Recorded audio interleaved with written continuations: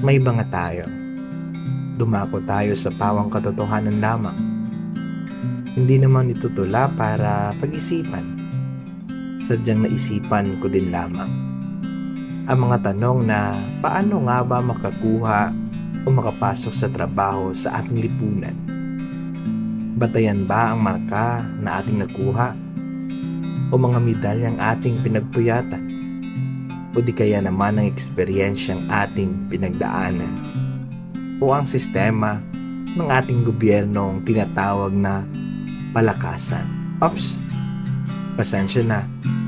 Medyo nadulas ang aking mga dila. Pero yan yung katotohanan.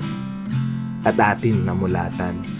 Dahil kung hindi mo kakilala at kaalyado ang mga taong nagtatrabaho sa kumpanyang gusto mo, magiging simpleng tao ka rin lamang.